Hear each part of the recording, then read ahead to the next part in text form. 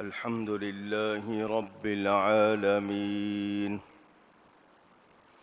والعاقبة للمتقين والصلاة والسلام على رسوله سيد المرسلين رحمة للعالمين شفيع المذنبين سيد الأولين والآخرين سيدنا ومولانا محمد رسول رب العالمين وعلى آله وصحبه أجمعين. أما بعد فأعوذ بالله من الشيطان الرجيم. بسم الله الرحمن الرحيم.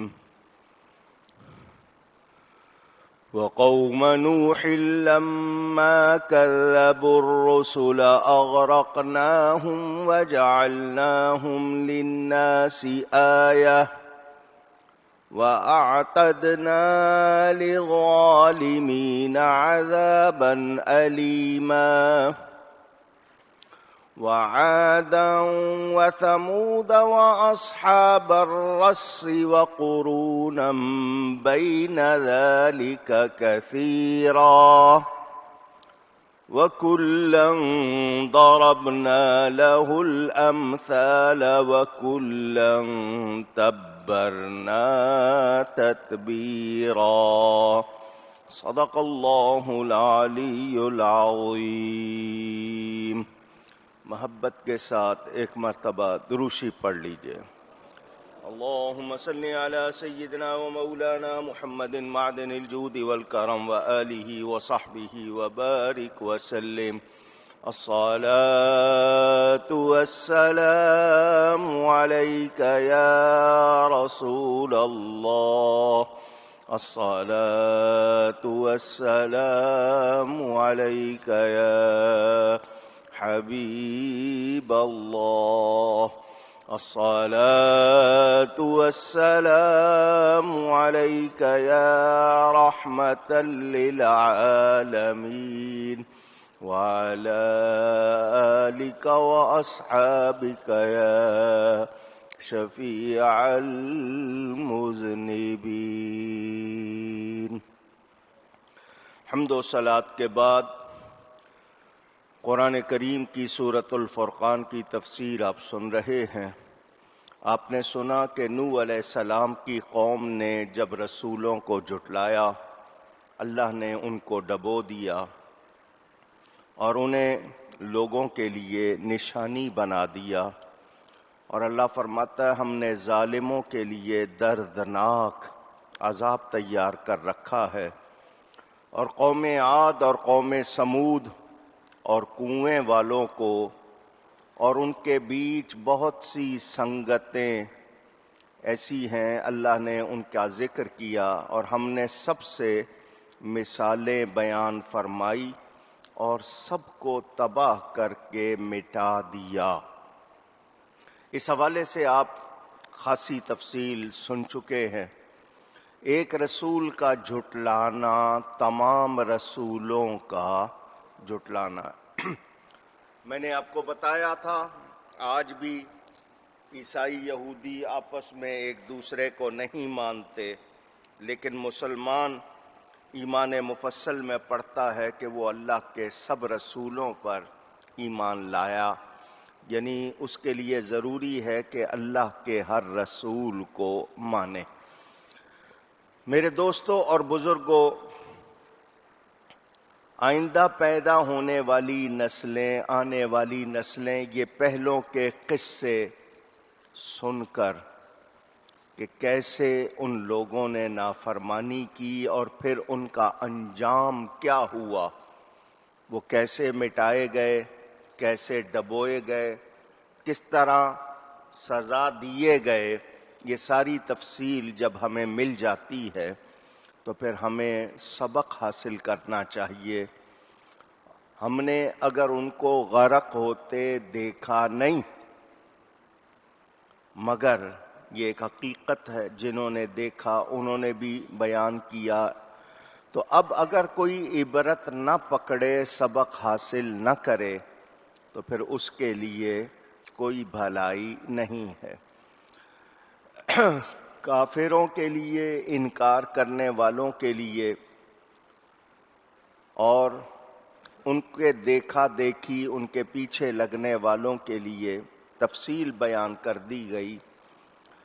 اللہ تعالی نے قوم عاد، ہود علیہ السلام کی قوم، قوم سمود، صالح علیہ السلام کی قوم، کنویں والے شعیب علیہ السلام کی قوم، جن کے گھر کے آس پاس کنویں تھے، ان سب کا حال بیان کیا۔ وہ کنووں کو وزنی پتھروں سے ڈھک دیتے تھے اور پھر اپنا وقت مقرر کیا ہوا تھا کھول کر پانی لیتے تھے۔ اللہ تعالی نے ان قوموں کی ہلاکت، بربادی، تباہی کا بیان کر دیا کہ یہ کس طرح تباہ ہوئے۔ اب آنے والے ان کے واقعات سن کر سبق حاصل کریں، اور سننے والے اگر عبرت حاصل نہیں کرتے تو اس کا مطلب وہ اپنے لیے کوئی بھلائی نہیں کرتے۔ آگے اللہ تعالی ارشاد فرماتا ہے، وَلَقَدْ أَتَوْا عَلَى الْقَرْيَةِ الَّتِي أُمْطِرَتْ مَطَرَ السَّوْءِ أَفَلَمْ يَكُونُوا يَرَوْنَهَا بَلْ كَانُوا لَا يَرْجُونَ نُشُورًا۔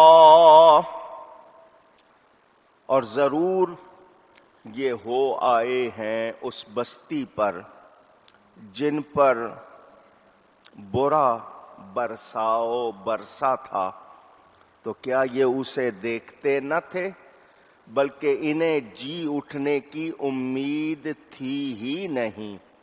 یہ کس کا بیان ہے؟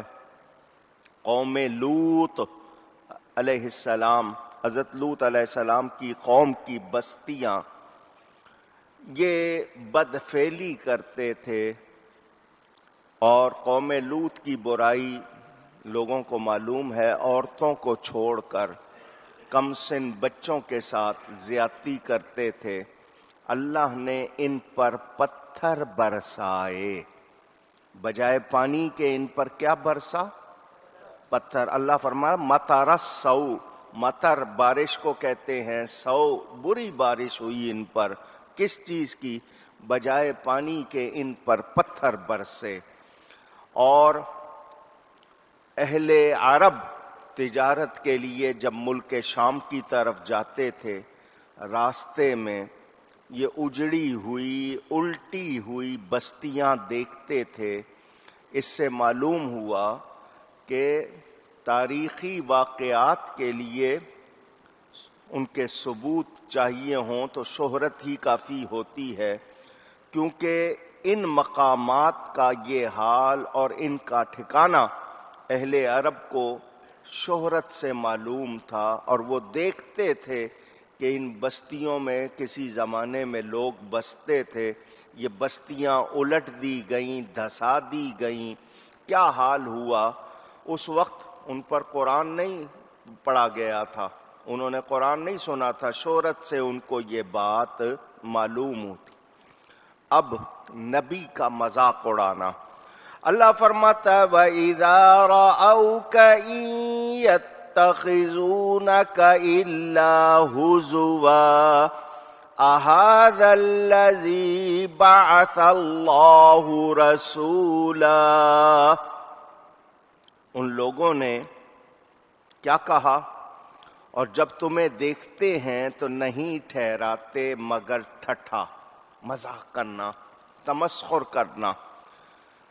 نبیوں کو دیکھ کر کہتے تھے کیا یہ ہیں جن کو اللہ نے رسول بنا بھیجا؟ ان کاد لیضلنا عن آلہتنا لولا ان صبرنا علیہا، قریب تھا کہ یہ ہمیں ہمارے خداؤں سے بہکا دیں اگر ہم ان پر صبر نہ کرتے۔ وَسَوْفَ يَعْلَمُونَ حِينَ يَرَوْنَ الْعَذَابَ مَنْ أَضَلُّ سَبِيلًا، اور اب جانا چاہتے ہیں جس دن عذاب دیکھیں گے کہ کون گمراہ تھا۔ یہ مختصر میں نے آپ کے سامنے مفہوم اور ترجمہ بیان کیا۔ تفسیر کے حوالے سے اس میں جو باتیں ہم کو سمجھنی ہیں وہ یہ کہ قرآن کا، رب کا، رسول کا مذاق اڑانے والے، جھٹلانے والے اور دنیا سے لگاؤ بڑھانے والے کامیاب نہیں ہو سکتے، گنجائش ہی نہیں ہے۔ وہ سمجھیں کہ نہیں جی ہم سپر پاور بن کر یوں کر لیں گے، وہاں کر لیں گے۔ یہ قدرت کی پکڑ کے سامنے کسی طرح بھی اپنا بچاؤ کر سکتے نہیں۔ جب اتنی بات ہم نے جان لی اور ہمیں یقین ہے کہ اللہ کی پکڑ سے کوئی بھاگ نہیں سکتا، تو پھر ہم اللہ پر یقین کیوں نہیں کرتے؟ پھر ہمیں اللہ پر بھروسہ کیوں نہیں ہے؟ ہم آج بھی کہتے ہیں جی فلانے ملک نے ساتھ نہیں دیا، فلانی قوم نے ساتھ نہیں دیا تو ہم یوں ہو جائیں گے۔ تو بھروسہ اللہ پر نہ ہوا، ان لوگوں پر ہو گیا۔ کیوں ایسا ہے؟ اے مسلمان، تجھے پہلوں کا انجام بتایا جا رہا ہے کہ پہلوں کے ساتھ کیا ہوا۔ وہ فرعون خدائی کے دعوے کرتا تھا، وہ نمرود خدائی کے دعوے کرتا تھا۔ یہ قوم سمود نے پہاڑوں کے اندر مکان بنائے تھے، ایسے کہ جی نہ ہوا، نہ آندھی، نہ طوفان، کوئی ان کے لیے کچھ نہ کر سکے۔ پہاڑ کاٹ کے ابھی تک جائیں، مدائن صالح انٹرنیٹ پہ نکال کے دیکھ لیں، آپ کے سامنے آ جائیں گے کیسے انہوں نے تیاریاں کی تھی، مگر کوئی ٹھہر سکا؟ قدرت کے آئے ہوئے عذاب کے سامنے ان میں سے کوئی بھی نہیں ٹھہر سکا۔ وہ فرعون غرق ہو گیا، وہ نمرود اللہ نے ایک چھوٹے سے مچھر سے مروا دیا اس کو۔ اس کے بعد بھی سننے والا سبق نہ پکڑے تو پھر اس نے کیا کیا؟ اپنے لیے خرابی کی، اللہ کا کچھ بگاڑا نہیں۔ کوئی یہ کہے کہ نہیں جی میں یوں کر لوں گا، وہاں کر لوں گا، یہ اس کی ہمت نہیں ہے۔ اے انسان، تیرے لیے عافیت اسی میں ہے، تجھے جس نے بنایا ہے تو اسی کا بندہ بن، تجھے رب نے بنایا ہے۔ مگر آج کے مسلمان کے پاس اللہ کے لیے وقت نہیں ہے۔ نماز کے لیے وہ جو کام میں لگے ہوئے ہیں، ٹائم نہیں ملتا، تو وقت بنانے والے کو وقت دے، پھر دیکھ وہ تیرا وقت کیسے بدلتا ہے۔ جس نے وقت بنایا ہے اس کو وقت دے، وہی تیرا وقت بدلے گا۔ اس کے لیے ٹائم نہیں ہے، ویسے جائیں گے، ادھر جائیں گے، ادھر جائیں گے، یہ کریں گے، وہ کریں گے۔ رب تعالی کو کوئی ضرورت نہیں ہے، ہمیں ضرورت ہے۔ ہم اپنے لیے ہم سجدہ کرتے ہیں، رب کو کوئی فائدہ نہیں، کوئی نقصان نہیں اگر کوئی نہیں کرے گا تو۔ ہم سجدہ کر کے اپنی جھولی بھرتے ہیں، اس کو مانتے ہیں تو اس کی رحمت کے خود مستحق بنتے ہیں۔ اور آج دنیا جانتی ہے، آپ نے کسی سے کوئی کام لینا ہو، آپ کو اس کو خوش کرنا پڑتا ہے، اس کو ٹائم دینا پڑتا ہے، ورنہ آپ کی اپنی اولاد آپ ٹائم نہ دیں، ان پر خرچ نہ کریں، ان کا دھیان نہ رکھیں تو وہ بھی آپ کو توجہ نہیں دیتے۔ تو ہم نے جب یہ جان لیا تو سب سے زیادہ حق تو اللہ اور اس کے رسول کا ہے، اور ادھر ہمارا دھیان ہی نہیں ہے. وہ یہ نہیں کہتے کہ کماؤ نہیں، محنت نہیں کرو، کھاؤ نہیں، آرام نہیں کرو، اچھا پہنو نہیں، اچھی جگہ رہو نہیں، وہ یہ نہیں کہتے. وہ کیا کہتے ہیں؟ شکر کرو، ایمان والے بنو. جو عمل کرنے 5 نمازیں ہیں روزانہ، 24 گھنٹے ہیں. کتنا ٹائم لگتا ہے 5 نمازوں میں؟ 50 رکعتیں ہیں. آپ 50 منٹ بھی مشکل سے لگاتے ہیں. اول تو 50 پڑھتا کوئی نہیں. 17 فرض ہیں 5 نمازوں میں. باقی رکعتیں واجب یا جو سنت موقدہ ہیں وہ آپ پڑھتے ہیں. 3 واجب ہو گئے، 20 رکعتیں لازمی ہیں. باقی سنت موقدہ اور غیر موقدہ ہیں، وہ بھی ہم نہیں پڑھتے. 24 گھنٹے میں ہمارے پاس آدھا پونا گھنٹہ نہیں ہے کہ ہم لگا دیں. اور باقی چیزوں کے لیے ہم کیا کچھ کرتے ہیں، اور پھر امید رکھیں کہ ہمارا بھلا ہو جائے. تو پھر ہم سمجھداری دکھا رہے ہیں؟ نہیں. تو یہ ہمیں سوچنا چاہیے. قرآن نے ہمیں یہ بتایا کہ کہنا ماننے والوں کے لیے بہت سی نعمتیں ہیں، برکتیں ہیں، اگر وہ چاہیں تو. چاہنے کا مطلب کیا ہے؟ کہ ہم محنت کریں، اور اگر محنت کر کے ہم اللہ تعالی کی رضا کے لیے کچھ کرتے ہیں تو اس سے ہمیں ہی فائدہ ہوتا ہے. آپ نے تسبیح پڑھی ہے، آپ نے تسبیح پڑھ کے کس کو فائدہ پہنچایا ہے؟ خود کو. نماز پڑھی ہے، کس کو فائدہ پہنچایا ہے؟ خود کو. قرآن پڑھا ہے، کس کو فائدہ پہنچایا ہے؟ خود کو. آج مجھے بتائیں، پاکستان میں چلیں، آپ چھوڑیں، اپنا شہر دیکھیں، اپنا علاقہ دیکھیں، احوال آپ کے سامنے، جتنے احوال ہیں. ہم لوگ 24 گھنٹے کس طرح گزارتے ہیں. ہم ایک ہی دن میں سوچ لیں، ہمارے سامنے رزلٹ آ جائے گا ہم نے اپنا کیا حال کیا ہوا ہے. کتنا وقت ہم ضائع کرتے ہیں، کتنا وقت ہمارا کام میں گزرتا ہے، اور کتنا وقت ایسا ہے جو ہم اللہ کی یاد کرتے ہیں. آپ اللہ کے لیے ہو جاؤ، آپ کا سونا بھی عبادت بن جائے گا، آپ کا کھانا بھی عبادت بن جائے گا. کیوں؟ عبادت کرنے کے لیے آرام بھی ضروری ہے، عبادت کرنے کے لیے صحت بھی چاہیے. تو آپ کا کھانا پینا سونا بھی عبادت بن جائے گا. کب؟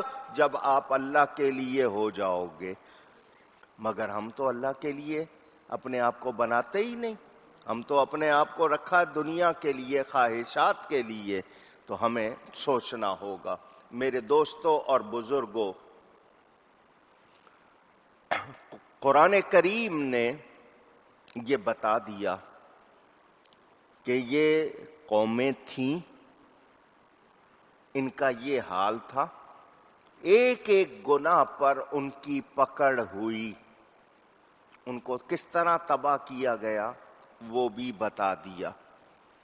آج سمجھدار آدمی کو ان کا حال انجام دیکھ کر اپنے آپ کو سنوارنا چاہیے.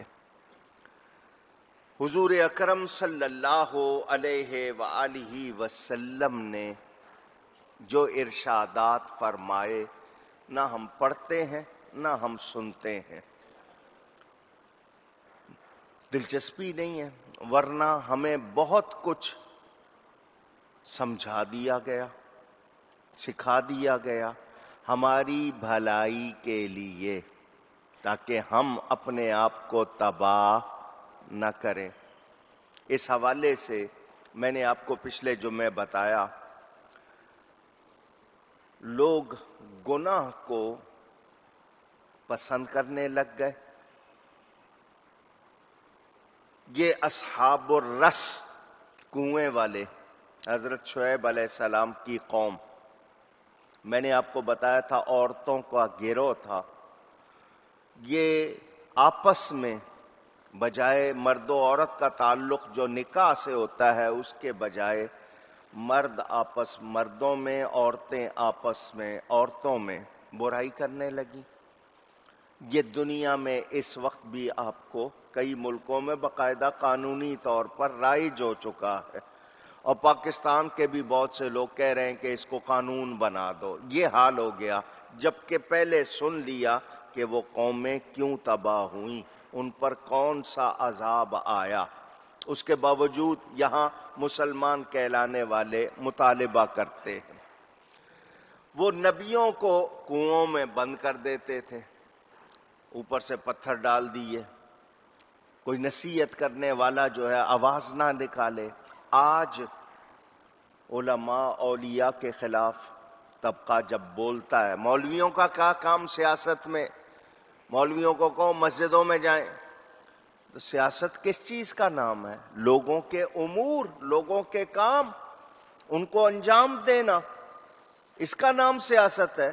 حضرت ابو بکر کون تھے؟ حضرت عمر کون تھے؟ حضرت عثمان کون تھے؟ حضرت علی رضی اللہ عنہم یہ کون تھے؟ کالج، یونیورسٹی، کوئی پولیٹیکل سائنس کی ڈگریاں تھیں ان کے پاس؟ دین کے ہی عالم تھے. جس طرح انہوں نے چلایا آج کوئی چلا رہا ہے؟ کسی کے پاس ویسا نمونہ ہے؟ نہیں. تو آج علماء اولیاء کے خلاف دیکھ لو سازشیں ہو رہی ہیں. کیوں؟ کہ لوگ چاہتے ہیں جو خواہش ان کے اندر اٹھے وہ پوری ہو جائے، اس پہ کوئی رکاوٹ نہ ہو، جائز ناجائز حلال حرام کی کوئی پرواہ نہ ہو، جو جس کا دل چاہے کرے. تو یہ جانوروں والی زندگی ہے یا نہیں؟ اس کے باوجود چاہتے ہیں یہی ہو. ان کو پہلوں کا انجام دکھا دیا. ایک قوم صرف ناپ تول میں کمی کرتی ہے، صرف اس وجہ سے تباہ. دوسرے کا حال آپ کو بتایا، آپس میں برائی. قوم لوط کا فعل کیا تھا؟ ایک ہی گناہ تھا نا، تباہ. آج ساری برائیاں ہونے کے باوجود ہم تباہ نہیں ہوتے. کیوں؟ کہ اللہ تعالی اپنے حبیب کی وجہ سے ہم پر عذاب نہیں فرماتا. خود فرما دیا قرآن میں، وَمَا كَانَ اللَّهُ لِيُعَذِّبَهُمْ وَأَنْتَ فِيهِمْ. اے محبوب ان پر کیوں عذاب نہیں کرتے ہم کہ آپ ان میں موجود ہیں. ان کی مہربانی، ان کی برکت سے ہم بچے ہوئے ہیں. تو اب مجھے اور آپ کو سنبھلنا ہے یا بگڑنا ہے؟ یہ ہم نے فیصلہ کرنا ہے. اصحاب الرس کے حوالے سے ایک واقعہ کتابوں میں ہے کہ انہوں نے اپنے نبی کی تکذیب کی. تکذیب کا مطلب جھٹلایا، اور ان نبی کو کنویں میں بند کر کے اوپر بڑا پتھر رکھ دیا کہ کوئی ہٹا نہ سکے، اگرچہ ایک سے زیادہ آدمی مل کے ہٹانا چاہیں. اس طرح انہوں نے بند کر دیا. اس نبی صلی اللہ علیہ وسلم، حضور صلی اللہ علیہ وسلم سے پہلے نبی کی بات کر رہا ہوں، علیہ الصلاۃ والسلام پر صرف ایک حبشی ہمارے ہاں محاورتاً کہتے ہیں، سیاہ فام، کالے رنگ والا، ایمان لایا. وہ اپنے نبی کے کام آیا. وہ دن کو پہاڑوں سے لکڑیاں جمع کر کے کاٹ کے لاتا، بیچتا، اور طعام کھانا تیار کر کے اس نبی کو اس پتھر کے نیچے سے اس نے ایک سوراخ سا دیکھ لیا، اس کے ذریعے وہ نبی کو کھانا پہنچاتا تھا. نبی اسی پتھر میں رہے، یہ کھانا پہنچاتا رہا. کافی عرصہ یوں گزر گیا. یہ میں بتا رہا ہوں ایمان والے کی بات. قوم نبی کو پتھر میں، کنویں میں چھپا کے پتھر ڈال رہی ہے، ایک ایمان والا خدمت کر رہا ہے. اس خدمت کرنے والے کو انعام مل گیا. پوری قوم کا کیا ہوا؟ اللہ تعالی نے ایک فرشتے کو بھیجا، اس نے وہ پتھر ہٹایا. وہی نبی کنویں سے باہر تشریف لائے اور وہ قوم تباہ و برباد ہو گئی، نام و نشان مٹ گیا. بڑے شاندار گھر بنے ہوئے تھے، ان میں رہائش تھی، ختم. کہتے ہیں نا ایک سیکنڈ لگے، ختم. سب ملبہ تباہ ہو گئے، نام و نشان تک نہیں رہا. بعض علماء فرماتے ہیں کہ وہ پتھر اسی سیاہ فام شخص نے بڑی محنت کر کے ہٹایا تھا، اللہ نے اس کو اس کی طاقت بخشی تھی، اس نے پتھر ہٹانے کے لیے کئی سبیلیں کی، رسی ڈالی اور کسی طرح بہت محنت کر کے اس پتھر کو ہٹانے کے لیے اس نے جب جستجو کی وہ پتھر ہٹا اور نبی تشریف لائے۔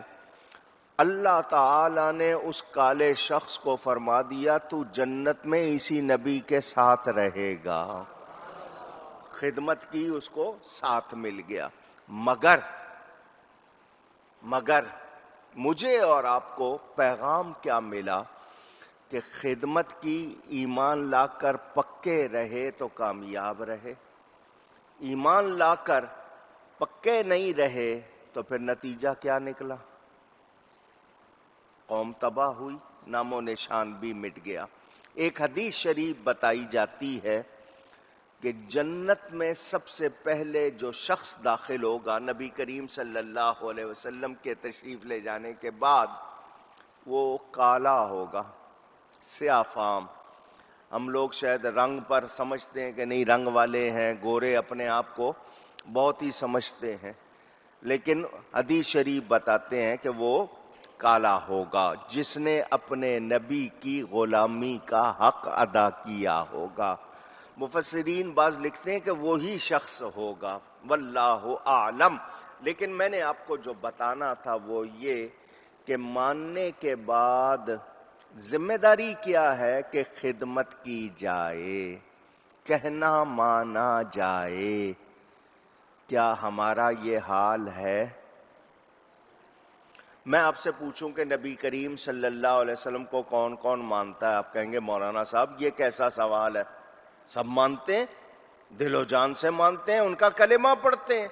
تو ماننے کا مطلب کیا ہے؟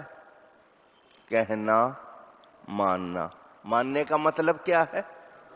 اونچی گئی ہے۔ اب بتائیں ہم اپنے اندر جھانکیں، ہم کتنا کہنا مانتے ہیں رسول اللہ صلی اللہ علیہ وسلم کا؟ بلکہ آج کسی کو ہم کہیں کہ نہیں اس طرح حدیث ہے، نبی نے اس طرح اپنی حدیث اپنے پاس رکھو، ہم آگے سے معاذ اللہ اس طرح کہہ دیتے ہیں، اور اگر کسی کے منہ سے زیادہ نکل جائے کفر ہو جاتا ہے۔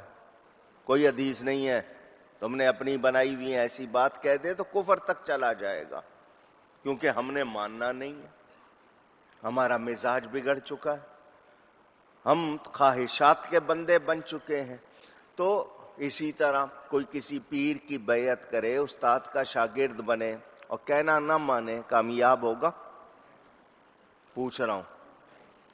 صرف جانا ہے جی دعا کریں، تو کہنا ماننا نہیں ہے، عقیدہ صحیح رکھنا نہیں ہے اور کہنا دعا کریں فائدہ ہوگا؟ ہماری دعائیں کیوں قبول نہیں ہوتی؟ کہ ہم رسول کا کہنا مانتے نہیں، اللہ کا کہنا مانتے نہیں، اور جو کہنا مانے اس کی بات پوری کی جاتی ہے۔ تو یہ ہمارا حال ہو گیا، ہم اس اب حال کو پہنچ گئے۔ میرے دوستوں اور بزرگوں، سیدنا امام زین العابدین علی بن حسین رضی اللہ عنہم، ان کے حوالے سے یہ بات تفسیر روح البیان میں ہے کہ امام زین العابدین اپنے والد ماجد سے روایت کرتے ہیں کہ ایک شخص بنی تمیم سے وہ حضرت علی کرم اللہ تعالی وجہ الکریم کی خدمت میں آیا اور عرض کی کہ آپ مجھے بتائیں یہ اصحاب الرس کون تھے، کنویں والے، اور کس زمانہ میں کس ولایت میں تھے، ان کا مسکن کہاں تھا، کہاں کے رہنے والے تھے، اور کون سے بادشاہ کے زمانے میں تھے، ان کے ہاں کوئی پیغمبر آئے یا نہیں آئے، یہ کس وجہ سے ہلاک اور برباد ہوئے۔ یہ اس شخص نے آ کر حضرت علی سے کہا کہ ہم ان کا نام قرآن میں پڑھتے ہیں مگر تفصیل نہیں ملتی۔ تو حضرت علی کرم اللہ تعالی وجہ الکریم نے فرمایا تو نے مجھ سے ایسا سوال کیا ہے جو مجھ سے ابھی تک کسی اور نے نہیں کیا، تجھ سے پہلے کسی اور نے پوچھا نہیں، اور میرے سوا تجھ کو یہ تفصیل کوئی بتائے گا نہیں۔ تو نے مجھ سے پوچھا ہے، میرے سوا تجھے کوئی اور بتائے گا نہیں۔ اصحاب الرس بنی اسرائیل کے زمانے میں انہی کا زمانہ تھا، یعنی ان کے ہم عصر تھے، اور حضرت سلیمان علیہ السلام سے پہلے گزرے ہیں۔ یہ صنوبر کے درخت کو پوجتے تھے، اور یہ درخت چشمہ معروف، وہ فلاں علاقے کا چشمہ ہے، اس کے کنارے پر حضرت نوح علیہ السلام کے بیٹے یافس نے بویا تھا۔ وہاں پر اس علاقے میں یہ تھے۔ اس چشمے سے باہر ایک نہر جاری تھی جو 12 حصوں پر مشتمل، جس کو آج کی زبان میں 12 دری کہتے ہیں۔ 12 مختلف وہ راستے بنے ہوں پانی گزرنے کو، جس کو آج کل 12 دری کہتے ہیں۔ نہر کے کنارے ایک شہر تھا، اس نہر کا نام رس تھا۔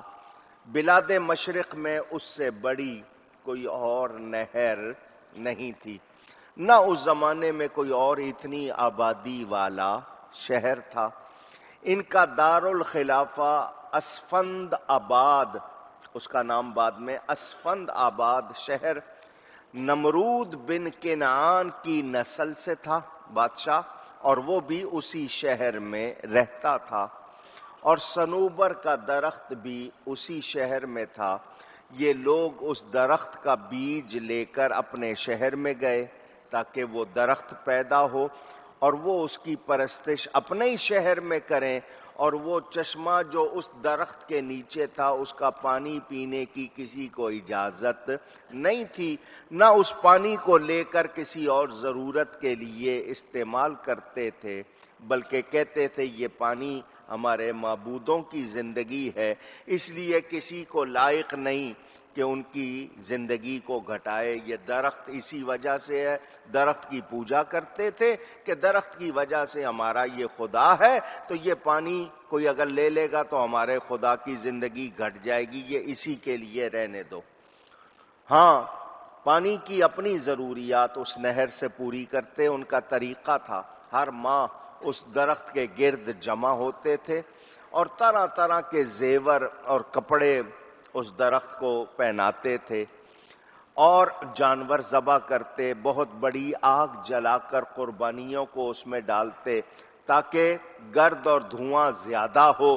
جب دھوئیں سے تاریکی چھا جاتی، یہاں تک کہ آسمان کے کنارے چھپ جاتے، تو اس درخت کو سجدہ کرتے اور بہت روتے گڑ گڑاتے، یہاں تک کہ اس درخت سے شیطان کی آواز آتی کہ میں تم سے راضی ہوں، خوشیاں مناؤ اور آنکھیں ٹھنڈی کرو۔ وہ شیطانی آواز جب ان کے کان میں پہنچتی تو سجدے سے سر اٹھا کر خوش ہو جاتے، اور پھر پورا دن شراب پیتے، شیطانی کام کرتے، ناچتے، اور کہتے ہمارا معبود ہم سے راضی ہو گیا۔ اس طرح سے زندگی بسر کرتے تھے۔ پھر ان میں کفر و شرک کا بازار گرم ہو گیا، حد سے بڑھ کر وہ کام گناہ کرنے لگ گئے۔ اللہ تعالیٰ نے بنی اسرائیل سے ان کے ہاں ایک پیغمبر بھیجا، اس کا نام یہود بن یعقوب علیہ السلام اس کی اولاد میں سے تھا۔ عرصہ دراز تک، یعنی لمبی مدت تک وہ ان کو تبلیغ کرتے رہے، لیکن وہ بدبخت شرک ہی کرتے رہے، ایمان نہیں لائے۔ پیغمبر نے دعا کر دی جب ان لوگوں سے تنگ آ گئے، یا اللہ یہ مجھے جھٹلا رہے ہیں، تیرے ساتھ کفر کرنے میں کوئی کسر نہیں رکھ رہے، لہذا اپنی قدرت کا کرشمہ دکھا۔ جب پیغمبر نے یہ دعا کی، ان کے درخت خشک ہونے لگ گئے۔ یہ اصحاب الرس کہنے لگے یہ نحوست اسی مرد کی وجہ سے ہے جو نبوت کا اعلان کر رہا ہے نا، یہ اس کی وجہ سے ہے، پیغمبری کا دعویٰ کرتا ہے، ہمارے معبودوں کو جھوٹا کہتا ہے۔ ان بدبختوں نے اس پیغمبر کو پکڑ کر ایک کنویں میں پھینک دیا۔ بعضوں نے کہا لکڑی سے کنواں تیار کیا تھا، اوپر سے پانی کھینچتے تھے، لیکن وہ بھی خشک ہو گیا۔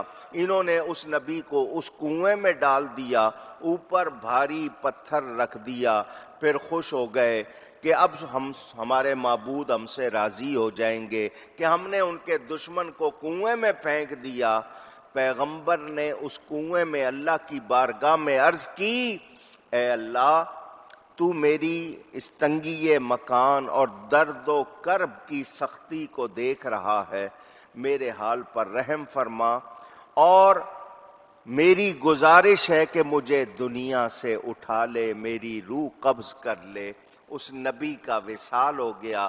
جبریل امین سے اللہ نے فرمایا میرے بندوں نے میرے یعنی رک جانے سے، عذاب نہ کرنے سے فائدہ اٹھایا ہے، یہ میری دی ہوئی مہلت سے دھوکہ کھا بیٹھے ہیں، میرے غیر کی پوجا کر رہے ہیں، انہوں نے میرے نبی کو ناحق مار دیا ہے، قتل کر دیا ہے، تو میں اپنے اس بندے سے ضرور بدلہ لیتا ہوں جو میرا مقابلہ کرتا ہے اور میرے عذاب سے نہیں ڈرتا۔ اللہ تعالی نے ان کی آنے والی نسلوں کے لیے فرمایا کہ میں ان کے لیے ان لوگوں کو عبرت بنا دوں گا، انہیں سخت عذاب میں مبتلا کروں گا، اور سخت آندھی کو حکم دیا کہ انہیں تباہ و برباد کر دے۔ بڑی تیز ہوا چلی، آندھی آئی اور وہ تباہ ہو کر زمین میں دھستے چلے گئے۔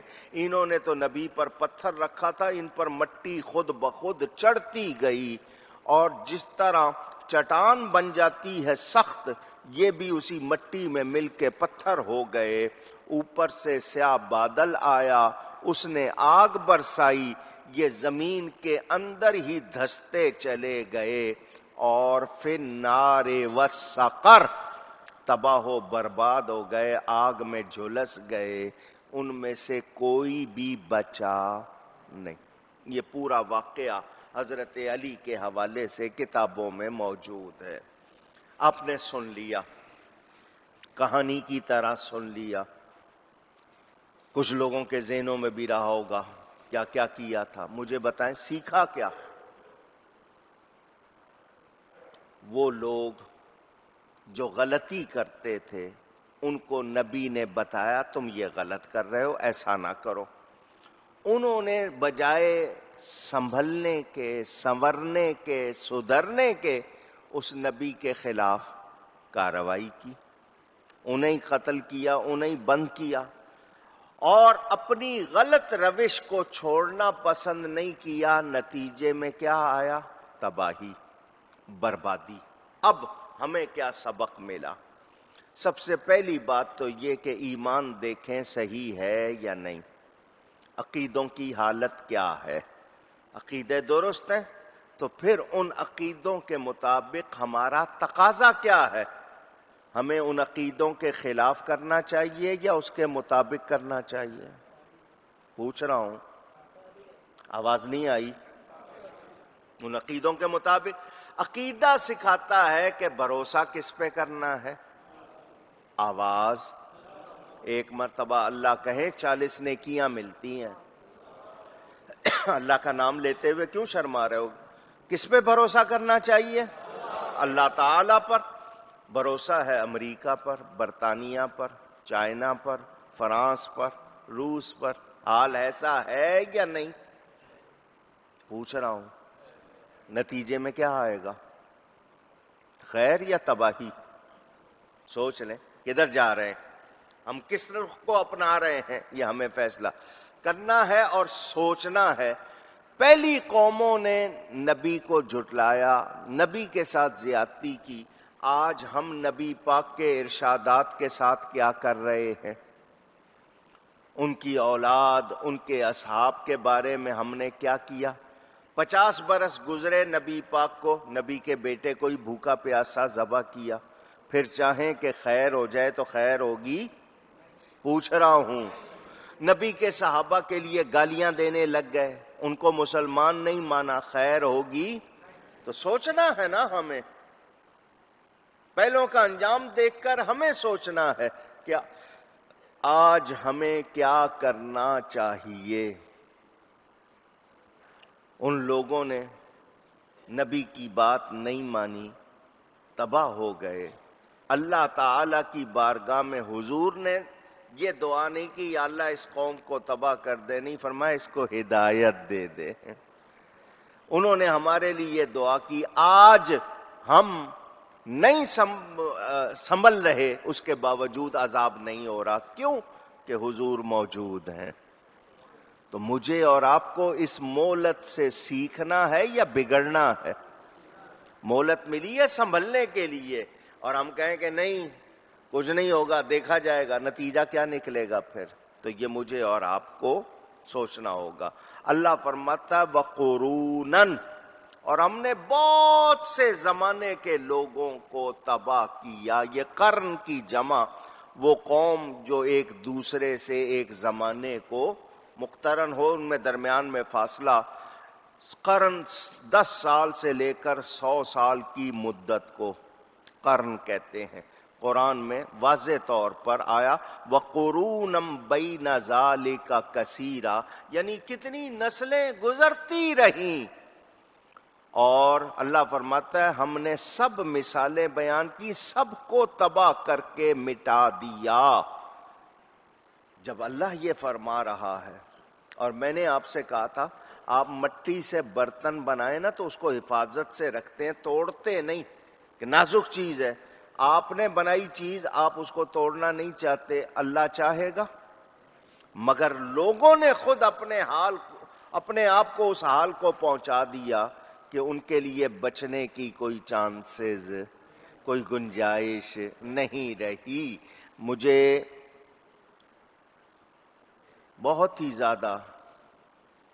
زیادہ تکلیف ہوتی ہے، روز اخبار دیکھو، ٹیلی ویژن کی خبریں دیکھو، لوگوں کا حال دیکھو، صبح و شام لوگ آ کر اپنی حالتیں بیان کرتے ہیں، میں سناٹے میں آ جاتا ہوں۔ کیا ہو گیا؟ ہمارے سامنے تو سب کچھ کھلا ہوا ہے، کیا ہمارے پاس آنکھیں نہیں ہیں دیکھنے کے لیے، کان نہیں ہے سننے کے لیے، دماغ نہیں ہے سمجھنے کے لیے، دل نہیں ہے محسوس کرنے کے لیے؟ اس کے باوجود کیا ہو گیا؟ یہ قوم کدھر جا رہی ہے؟ اس کا مطلب یہی ہے کہ ایمان والوں نے حرام غذائیں کھانی شروع کر دی تو ضمیر مردہ ہونے لگ گیا۔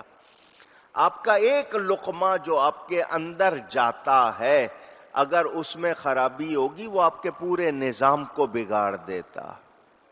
یہ ذہن میں رکھیے گا۔ میں نے شاید آپ کو یہ بات سنائی تھی، 2 میاں بیوی تھے، انہوں نے یہ کہا کہ ہم نے اپنے بچے کو کبھی بھی شک والی چیز بھی نہیں کھلانی تاکہ یہ نیک رہے۔ حرام تو ایک طرف، شک والی چیز بھی نہیں کھلانی۔ انہوں نے بہت احتیاط کی بچے کی تربیت میں کہ اس کو کوئی حرام، کوئی غلط چیز نہیں کھلانی۔ بچے کے ساتھ بازار جا رہے تھے، بچے نے ایک دکان میں کسی کی رکھی ہوئی ایک چھوٹی سی چیز اٹھا کے منہ میں ڈال لی۔ ماں باپ دونوں نے دیکھ لیا، دونوں وہیں رک گئے۔ اس بچے نے یہ حرکت کی ہے، کیوں ایسا ہوا ہے؟ ہم نے تو تربیت میں بہت زور لگایا تھا، یہ حرکت کیوں ہوئی ہے؟ انہوں نے نوٹ کیا تو ان کو پتا چلا کہ بچہ جو ہے کسی وقت کھیلنے جاتا تھا، اس وقت یہ لوگ نگرانی نہیں کرتے تھے، اس بچے نے اس وقت میں کوئی مشتبہ شک والی چیز کھا لی تھی جس کی وجہ سے مزاج میں یہ بات آ گئی۔ اتنا باریک انہوں نے نوٹ کیا، صرف اتنا کہ جی اس نے ایک چیز اٹھا کے لے لی ہے، یہ ہماری تربیت کے خلاف، اور پتہ کیا چلا؟ کہیں ہم سے توجہ نہیں رہی اور اس نے شک والی چیز کھا لی۔ آج ہم جو کچھ کھا رہے ہیں، کر رہے ہیں، کیا اس کے بعد کہہ سکتے ہیں کہ ہمارے اندر حلال ہی حلال ہے؟ اندازہ کریں، یہ جو لوگوں کو آج پرواہ نہیں ہے حرام حلال کی اور سب چلتا ہے، یہ کیوں ہے؟ کہ ہم نے غلط چیزیں کھا لی ہیں، انہوں نے اندر کا نظام بگاڑ دیا ہے۔ اب ہمیں وہ غیرت جو ہونی چاہیے ایمان والے کو نہیں، کیونکہ خون میں غلط غذا شامل ہو گئی۔ تو احتیاط کے کیا تقاضے تھے، کیا کرنے چاہیے تھے، ہم سوچتے بھی نہیں۔ پھر رزلٹ کہاں سے آئے گا؟ کہاں سے رزلٹ آئے گا؟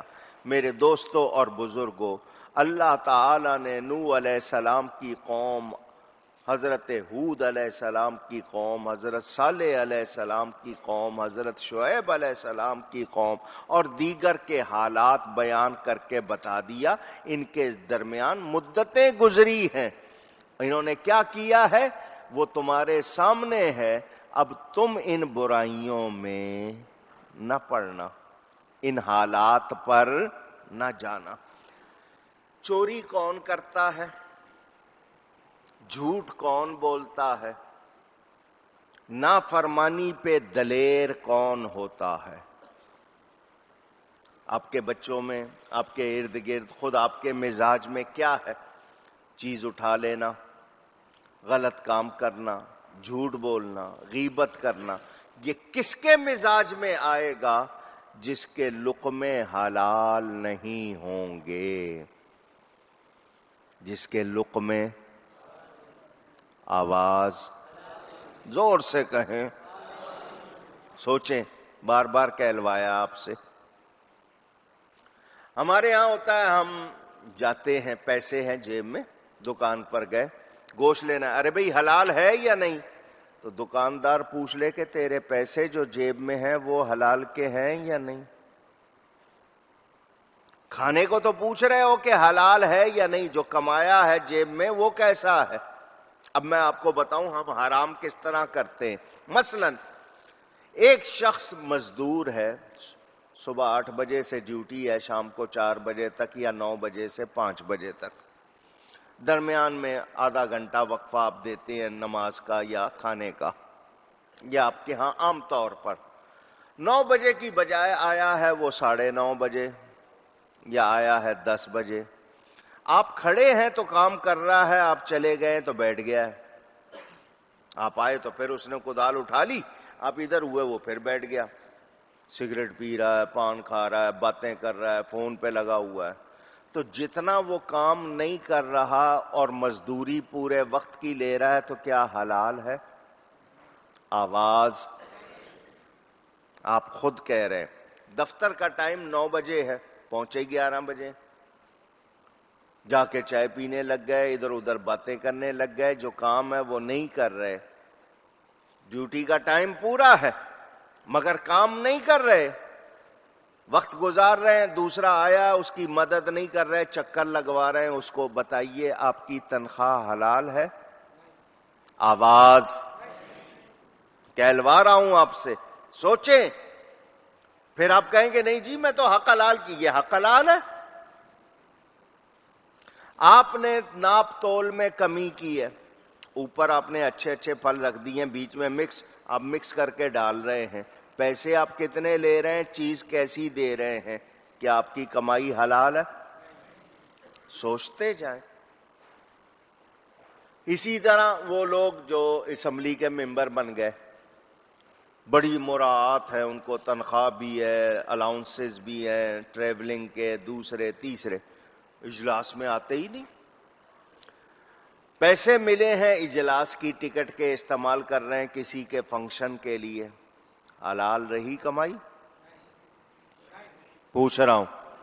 وزیر بنائے، لاکھوں روپے کی تنخواہ ہے، الاؤنسز ہیں، وزیر اس نے بنا ہے قوم کی خدمت کے لیے، وہ الٹا خدمت کروا رہا ہے، خدمت کا دور دور تک پتہ نہیں ہے، لوگوں سے ملنے کا نام نہیں ہے، ملنا اس کو ایسا جیسے میں پتہ نہیں کیا چیز ہو گیا ہوں۔ اب وہ پیسے لیے ہیں خدمت کے لیے، خدمت نہیں کر رہا، اس کی کمائی حلال ہے؟ دکاندار ہے، تاجر ہے، ایک شخص مل کا مالک ہے، جو بھی ہے، جہاں بھی دیکھو، جہاں دیانت نہیں ہے، امانت نہیں ہے، کمائی حلال، اندر تقوی نہیں ہے، ایمان نہیں ہے، کہاں سے برکت ہوگی؟ خیر کہاں سے ہوگی؟ یہ میں نے صرف جھلک دکھائی ہے، ہم سب لگے ہوئے مست ہے، ڈیوٹی نہیں دینی ہے، پیسے پورے لینے اور اپنی مرضی کے لینے، اور پھر کہنا ہے کہ نہیں جی میری حق حلال کی کمائی ہے۔ کہاں سے حق حلال ہے؟ سوچیں۔ آج ہمارے ضمیر مردہ ہو گئے، ہمیں اب ڈر نہیں لگتا۔ پہلے لوگ ذرا سا کسی کا 5 پیسے ادھر ادھر ہو جاتے تھے، یار کل قیامت کو حساب دینا ہوگا، وہ ڈھونڈتے تھے ان کو پہنچا۔ آج کہتے ہیں ارے آ گیا مزے کرو۔ یہ کیوں مردہ ہو گیا احساس کہ اندر غذا حلال نہیں ہے؟ تو پھر سبق کہاں سے سیکھیں گے؟ کیا فرعون کی لاش آج بھی رکھی ہوئی ہے یا نہیں؟ پوچھ رہا ہوں۔ پہلے تو آپ سنتے تھے، اب تو ٹی وی میں آپ کو دکھاتے ہیں۔ آپ ابھی یوٹیوب پہ جائیں، فیرو لکھیں، اس کی لاش سامنے آ جائے گی۔ ارے یہ وہ شخص تھا جو خدائی کے دعوے کرتا تھا۔ نہیں، نمرود کی لاش ملی ہے، پورا سر سے لے کر پاؤں تک انہوں نے دیکھا سونا اس کے اوپر لادا ہوا۔ اس کو جب دفن کیا گیا تھا، خدائی کے دعوے کرتا تھا، پوری دنیا پہ حکومت کرتا تھا۔ ہڈیاں۔ اے انسان، تجھے واش روم جانا پڑتا ہے، ذرا سوچ کس بات پہ اکڑتا ہے تو؟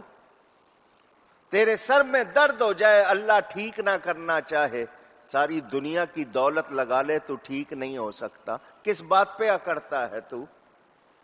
اس انسان کو کہا گیا، یہ پچھلوں کا حال بیان کیا، سیکھو۔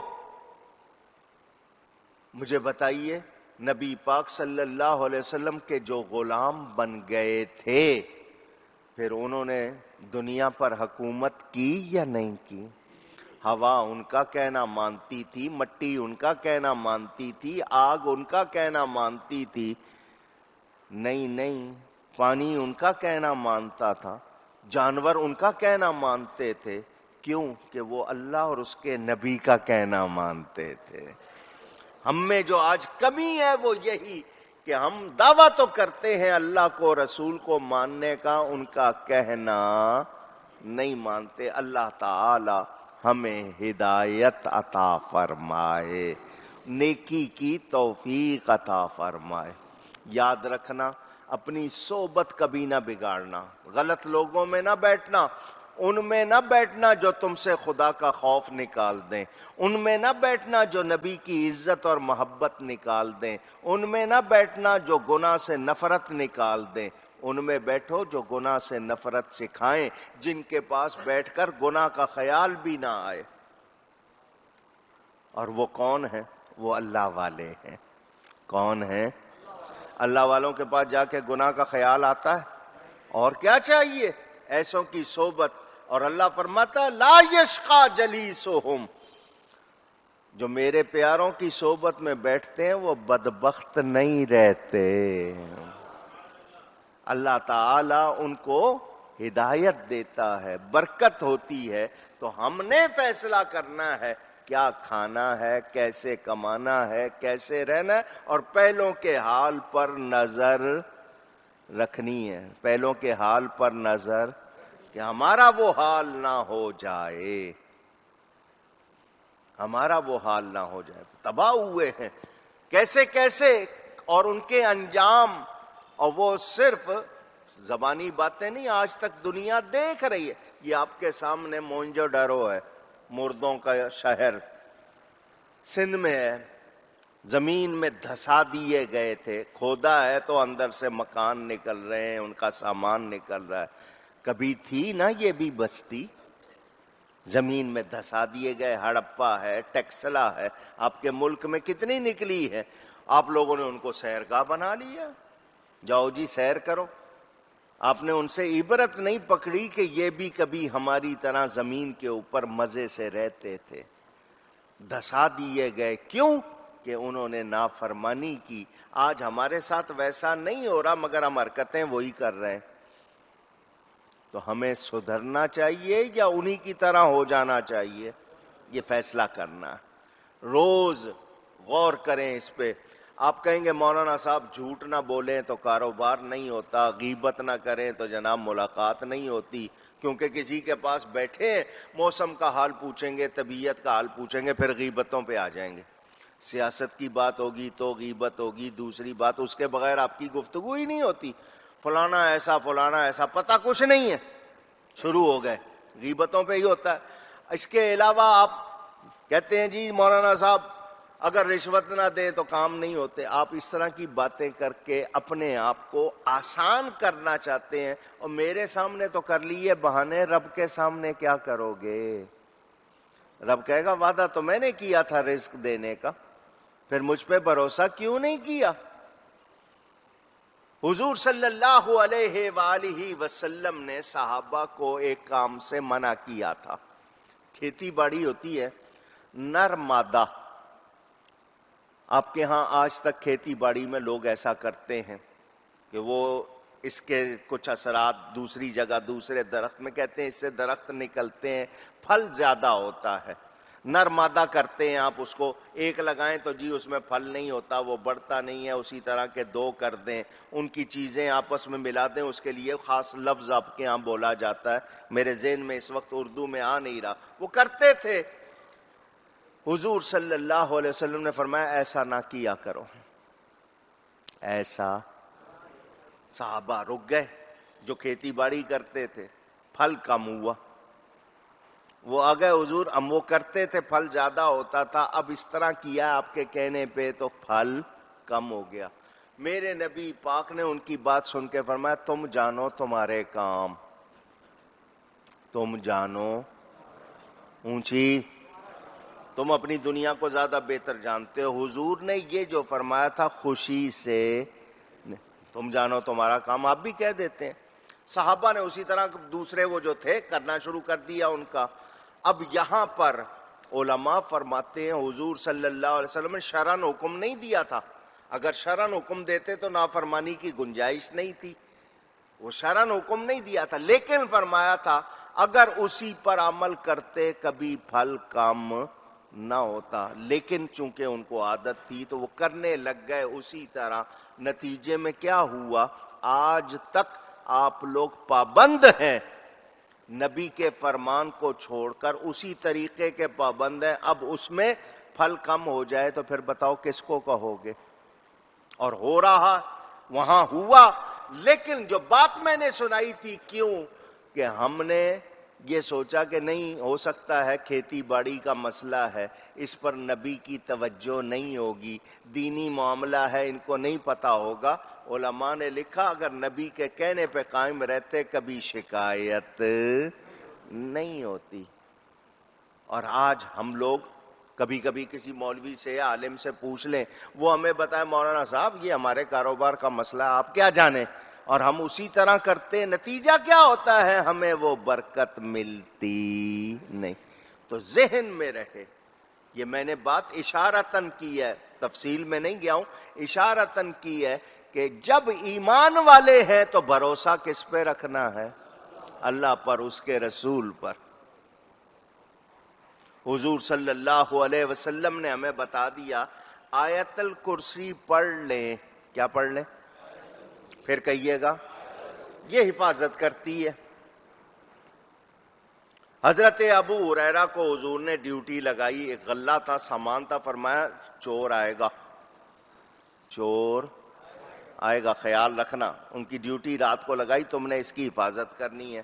پہلے سے بتا دیا چور آئے گا.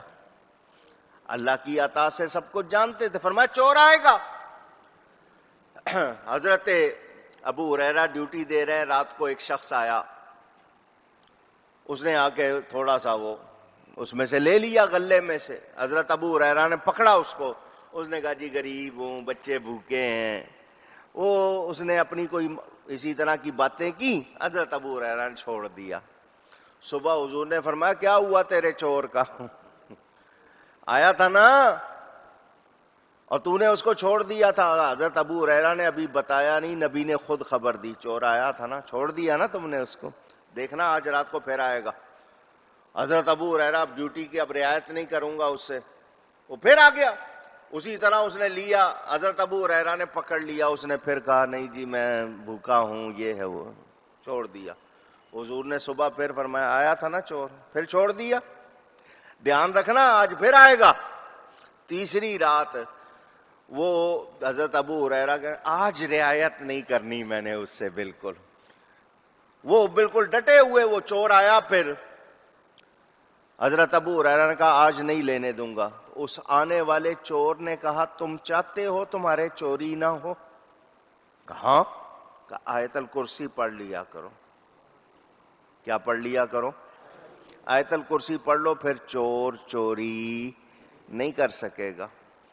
حضور صلی اللہ علیہ وسلم نے تیسری صبح جب وہ حضرت ابو ہریرہ آئے، فرمایا چور آیا تھا نا؟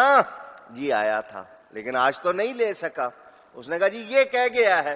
فرمایا تھا شیطان، بات سچی کر گیا ہے۔ تھا شیطان، بات سچی کر گیا ہے۔ کیا مطلب؟ آیت الکرسی پڑھ لو، حفاظت ہو جاتی ہے۔ حضور صلی اللہ علیہ وسلم کا طریقہ رات کو سوتے ہوئے 3 قل هو اللہ احد، قل اعوذ برب الفلق اور قل اعوذ برب الناس، ایک حدیث میں 2 ہیں، آخری 2، اور ایک میں یہ تینوں قل پڑھ کے اپنے ہاتھوں پر پھونک مارتے تھے۔ کیا مارتے تھے؟ اور اس کے بعد سر سے لے کر پورے جسم پر جہاں تک ہاتھ جاتا تھا حضور ہاتھ پھیرتے تھے۔ یہ حضور کا اپنا طریقہ تھا۔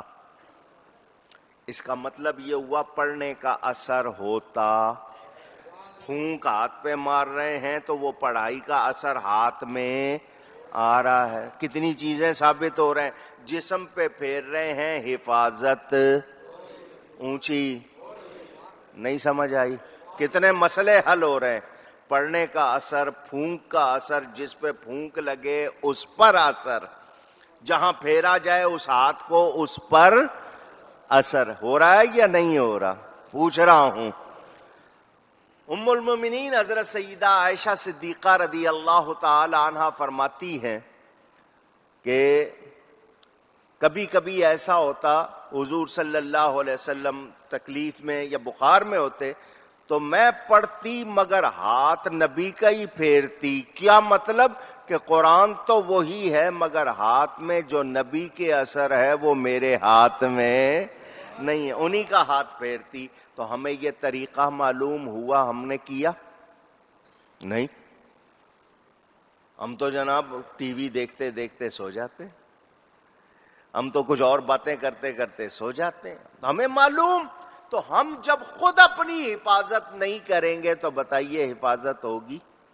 نہ ہم غلط غذا سے بچ رہے ہیں، نہ غلط جملوں سے بچ رہے ہیں، نہ ہی شیطان کے حملوں سے بچنے کے لیے کچھ کر رہے ہیں، اور پھر چاہتے ہیں کہ نہیں جی بڑے مزے کی نیند آئے، برکت والی، خوشی والی، مزے والی زندگی ہو تو تیاری کرو نا، کوشش کرو نا۔ نہیں کرتے، نتیجہ ہمارے سامنے۔ تو آج مجھے اور آپ کو سنبھلنا ہوگا۔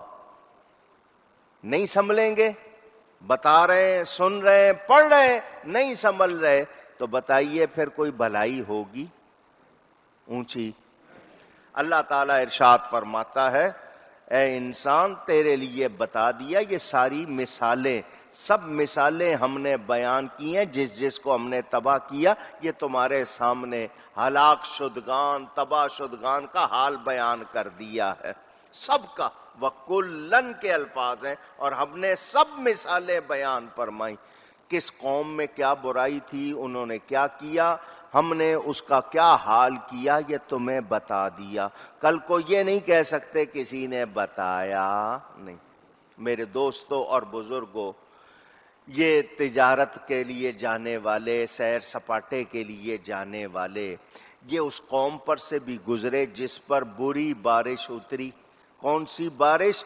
یعنی لوط، قوم لوط کے وہ شہر، اس کے حوالے سے بہت سے نام لکھے ہیں، سدوم یا سدوم، مختلف نام اس کے آئے ہیں۔ ان میں سب سے بڑا شہر تھا، پتھراؤ ہوا ان پر، آسمان سے پتھر برسے، یہ لواطت اس کو کہتے ہیں، برا فعل کرتے تھے۔ تو یہ لوگ دیکھ رہے ہیں، مونجو ڈارو دیکھ رہے ہیں، ہڑپا دیکھ رہے ہیں، ٹیکسلا دیکھ رہے ہیں، پھر بھی سیکھتے نہیں۔ وہ اسی طرح ان علاقوں میں جاتے تھے، دیکھتے تھے، پھر بھی انہوں نے سیکھا اونچی۔ معراج کی رات نبی کریم صلی اللہ علیہ وسلم جب سفر معراج پر گئے، آپ جنت بھی، آپ کو جنت میں تشریف لے گئے، دوزخ کی جس طرح ویڈیو دکھائی جاتی ہے نا، اس طرح ویڈیو دکھائی گئی حضور کو، سمجھانے کے لیے میں نے کہا۔ حضور صلی اللہ علیہ وسلم کو بتایا گیا یہ لوگ جن کو عذاب ہو رہے تھے، حضور نے وہ ساری باتیں بیان فرمائیں۔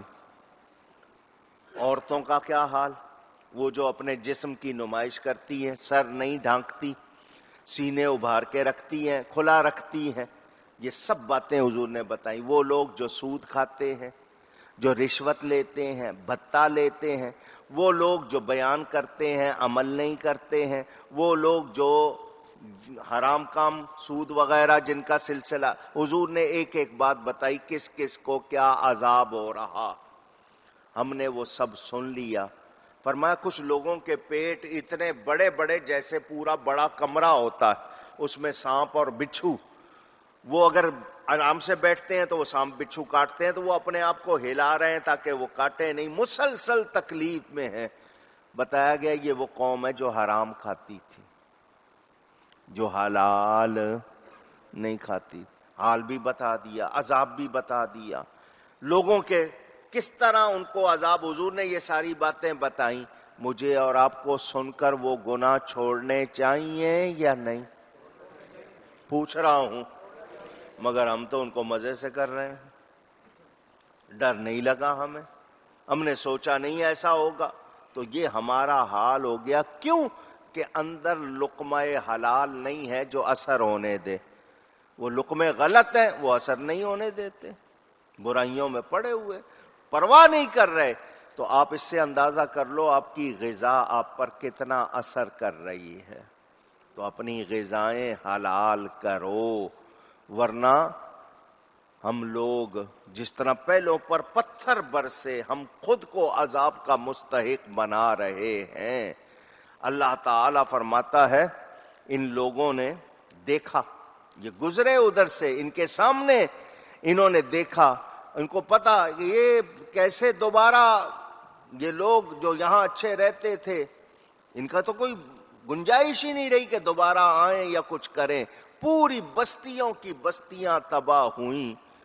تو مگر اس کے باوجود نبی کا مذاق اڑانا، جو یہ باتیں سنائیں ان کے ساتھ تمسخر کرنا، اور آگے سے کہنا یہ جن کو اللہ نے رسول بنایا یہ ہے۔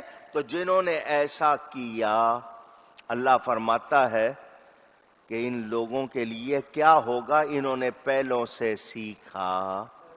اونچی نبی کا مذاق اڑانا، نبی کی کسی چیز کو حقارت سے دیکھنا، کس کا طریقہ؟ کافروں کا۔ کس کا طریقہ؟ اونچی کہیے گا۔ اب یہاں دو باتیں مجھ سے سن لیں، جن کو نہیں معلوم میں سنا دوں۔ نبی کے کپڑوں کو، لباس کو حقارت سے میلا کہہ دینا، حقارت سمجھتے؟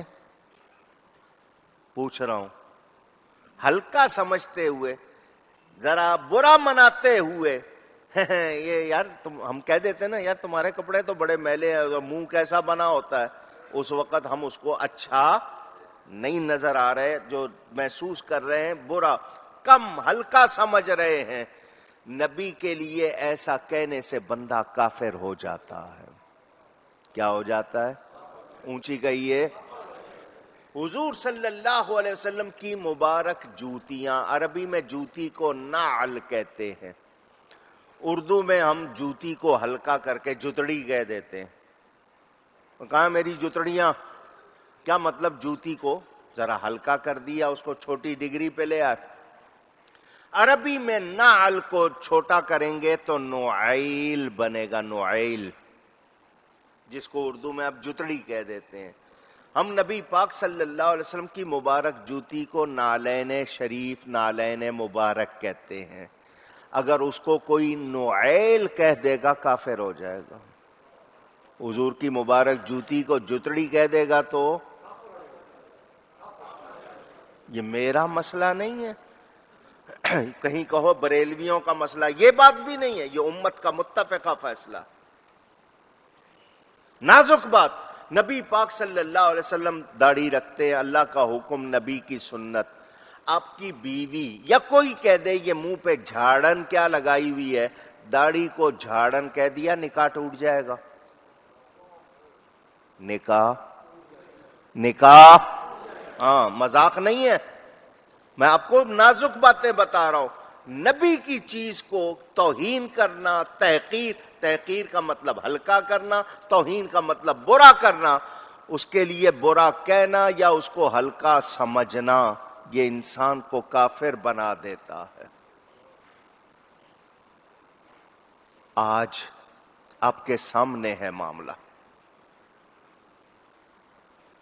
پھر کہتے ہو کہ جی فرقہ واریت کیوں، کشیدگی کیوں؟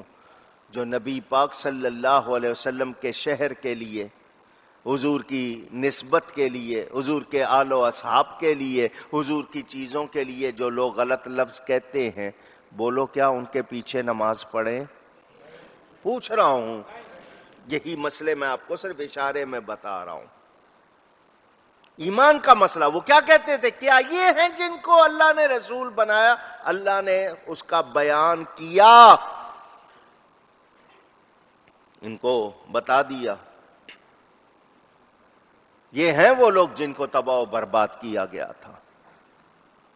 آج مسلمان کہلانے والا وہ باتیں جو کافر کرتے تھے آج مسلمان کرنے لگ جائے، کہے ہوں میں مسلمان اور باتیں وہ کرے۔ سائنس بیان کرے کہ جناب ہم نے ایک ایسا آلہ بنایا ہے، ہم فلاں چیز کو جس کو کوئی آنکھ نہیں دیکھ سکتی ہم دیکھ سکتے ہیں، مثلا پتھر کے اندر کیا ہے، زمین کے اندر کیا ہے، 100 فٹ نیچے کیا ہے، 1000 فٹ نیچے کیا ہے، ہم نے آلے بنائے دیکھ لیے، ہم یہاں سے آسمان تک دیکھ رہے ہیں، سورج تک دیکھ رہے ہیں۔ سائنس تو یہ کہے کہ ایسا آلہ بنا لیا، اس کے اندر جو باریک سے باریک چیز ہے ہم دیکھ رہے ہیں، اور مسلمان کہلانے والا کہے نبی کو دیوار کے پیچھے کا نہیں پتا، تو بولو کیا کریں؟ جو ایسی باتیں کرتے ہیں نبی کے بارے میں کیا ایمان والے ہیں؟ اونچی سوچنا ہوگا۔ وہ لوگ نبی کے بارے میں ٹھٹا کرتے تھے، تمسخر، اور آج مسلمان کہلانے والے وہی کرتے ہیں۔ میلاد منائیں تو کیا فتوے لگتے ہیں، نبی کا نام چومیں تو کیا فتوے لگتے ہیں، نبی پر ادب سے صلاۃ و سلام بھیجیں تو کیا فتوے لگتے ہیں، ان کے لیے القاب پکاریں تو کیا فتوے لگتے ہیں، آپ کے سامنے ہیں۔ پہلی قوموں کا حال، وہ کیا کرتے تھے؟ اپنے نبیوں کو جھٹلاتے تھے، اپنے نبیوں کا مذاق اڑاتے تھے۔ میں نے آپ کے سامنے وہ بات رکھی تھی، یاد ہوگی، یہودی اپنے نبی کے لیے کیا کہتا ہے، عیسائی اپنے نبی کے لیے کیا کہتا ہے، مسلمان کہلانے والا کیا کہہ رہا ہے، تینوں کا فرق دیکھ لیں اور سوچیں۔ میں 2 منٹ لیتا ہوں، آپ کو دوبارہ وہ بات مختصر کر کے سناتا ہوں، حالانکہ وہ پوری تقریر ہے۔ دنیا کا میلہ لگاؤ، ساری دنیا کے لوگ جمع ہوں، اولمپکس ہو رہا ہے جیسے، ساری دنیا کے لوگ جمع ہیں، ان کا میلہ کھیل کود میں آئے ہوئے ہیں، وہاں پر 4 آدمی پہنچ جائیں، ایک ہندو، ایک عیسائی، ایک یہودی اور ایک یہ بستر لوٹے والا، چاروں کہیں کہ جی ہم کو 5-5 منٹ دے دو، تم نے لوگوں کو گھنٹوں دیے کھیل کے لیے، ہم کو 5-5 منٹ دے دو، ہم تبلیغ کرنا چاہتے ہیں اپنے دین دھرم کی۔ ان کو اجازت مل جائے۔ سب سے پہلے ہندو کھڑا ہو کے کہے کہ میں رام چندر کا ماننے والا ہوں۔ رام چندر اتنا بہادر تھا، لوہے کی کمان کو اپنے ہاتھوں سے موڑ بھی دیتا تھا، توڑ بھی دیتا تھا، اتنا بہادر تھا، مضبوط کمان لوہے کی اپنے ہاتھ سے موڑ دیتا تھا، توڑ دیتا تھا، بڑی اچھی باتیں کرتا تھا، تم سارے ہندو ہو جاؤ۔ وہ اپنی تبلیغ کر کے بیٹھ جائے۔ اس کے بعد عیسائی اٹھے، میں حضرت عیسیٰ کا ماننے والا ہوں۔ وہ مٹی کی مورت بنا کے پھونک مارتے تھے، وہ زندہ پرندہ بن کے اڑنے لگ جاتا تھا۔ وہ کہتے تھے تم گھر میں جو کھا کے آتے ہو، جو جمع کر کے آتے ہو، میں تمہیں بتا دوں گا۔ وہ برس والے پر ہاتھ پھیرتے تھے، ماں کے پیٹ سے اندھے پر ہاتھ پھیرتے تھے، جو پیدا ہوتا تھا وہ ٹھیک ہو جاتا تھا۔ وہ بڑے اچھے تھے، ان کی باتیں بڑی اچھی، تم عیسائی ہو جاؤ۔ پھر یہودی اٹھے، میں حضرت موسیٰ کا ماننے والا ہوں۔ وہ اپنا ہاتھ بغل کے نیچے دبا کے نکالتے تھے، چاند کی طرح چمکتا تھا۔ پتھر پر وہ لکڑی مارتے تھے، چشمہ جاری ہو جاتا تھا۔ بڑے اچھے تھے، بڑی اچھی باتیں، تم سارے یہودی ہو جاؤ۔ ان تینوں نے اپنے بڑے کی تعریف کی ہے یا نہیں؟ پوچھ رہا ہوں۔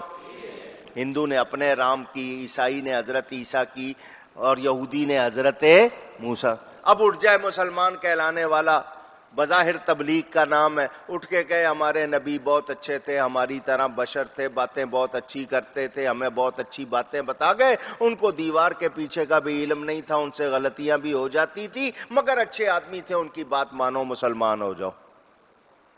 اگلے کہیں گے جب تیرے نبی میں کوئی خوبی نہیں تھی تو اپنے آپ کو کیوں کہہ رہا ہے کہ ان کے پیچھے لگو؟ ہمیں کیوں کہہ رہا ہے؟ وہ پہلے تین تو اپنے بڑوں کی تعریف کر گئے، تو کہہ رہا تیرے نبی سے غلطی بھی ہو جاتی تھی، تیرے نبی کو پتہ نہیں تھا دیوار کے پیچھے کیا ہے، تو تعریف کر رہا ہے، کیا کر رہا ہے؟ وہاں کوئی ہو مسلمان جواب دینے والا، ان تینوں کو جواب دے گا یا نہیں دے گا؟ کوئی ہو نا خطیب پاکستان وہ کہیں گے وہ ہندو سن، تو کہتا ہے تیرے رام نے لوہے کی کمان کو توڑا اور موڑا، دنیا میں بہت ہے لوہے کی کمان کو توڑ موڑنے والے، بڑے بڑے پہلوان ہوئے ہیں، یہ کوئی کمال کی بات نہیں. میرا نبی وہ ہے جو انگلی کا اشارہ کر کے چاند کو دو ٹکڑے کر دیتا ہے. بولو ہندو چپ ہوگا یا نہیں ہوگا؟ میرا نبی وہ جو ہاتھ کا اشارہ کر کے چاند کو لوٹا دیتا. اور سنو حضرت عیسیٰ کے ماننے والوں، ہم حضرت عیسیٰ کی عزت کرتے ہیں، پیار کرتے ہیں، وہ اللہ کے نبی ہیں، بڑی شان والے. بلا شبہ وہ ہاتھ پھیرتے تھے اور ٹھیک کر دیتے تھے. میرے نبی کے ہاتھوں کا کمال کون بیان کرے، ان کے پاؤں کا کمال کون بیان کرے. ان کی مبارک جوتی جس خاک پر آ گئی وہ خاک بھی خاک کے شفا بن گئی ہے. بولو عیسائی چپ ہوگا یا نہیں ہوگا؟ پوچھ رہا ہوں.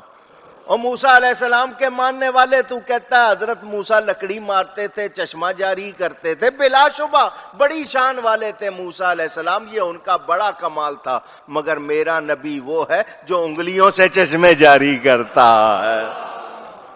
بولیں وہ چپ ہوں گے یا نہیں؟ ان کی تبلیغ نے تو مسلمانوں کو کافر بنایا، الحمدللہ اہل سنت نے کافروں کو مسلمان بنایا ہے. تو عقیدے صحیح رکھنے، میں نے صرف جھلک دکھائی ہے، آپ کو یاد رکھنا چاہیے جو نبی کا مذاق اڑائے، نبی کی باتوں کا مذاق اڑائے، پھر اس کے لیے کوئی بھلائی اونچی. پہلی قوموں کا حال بتا دیا، ان کے طریقے پہ چلنا نہیں ہے. ہم نے اللہ اور اس کے رسول پہ بھروسہ کرنا ہے، اللہ اور اس کے رسول کو راضی کرنا ہے. یہودی نے کہا تھا نا، اپنے بغل کے نیچے ہاتھ نکال کے حضرت موسیٰ دکھاتے تو وہ چاند کی طرح چمکتا، بڑی کمال کی بات ہے. تو حضرت موسیٰ تو صرف اپنا ہاتھ چمکاتے ہیں، میرا نبی جس پہ ہاتھ پھیر دیتا ہے وہ چمکنے لگ جاتا ہے. جو آگے ان سے تعلق کر لے وہ چمکنے لگ جاتا ہے. ہم کہتے ہیں چمک تجھ سے پاتے ہیں سب پانے والے، چمک تجھ سے پاتے ہیں سب پانے والے، میرا دل بھی چمکا دے چمکانے والے. تو یاد رکھنا، بدعقیدہ لوگوں کو کبھی بھی درست نہیں سمجھنا اور صحیح عقیدوں سے کبھی ہٹنا. اللہ ہم سب کو صحیح عقیدوں پر قائم رکھے. گفتگو میں کوئی غلطی ہوئی ہو اللہ کی بارگاہ میں توبہ کرتا ہوں. وآخر دعوانا ان الحمد للہ رب العالمین.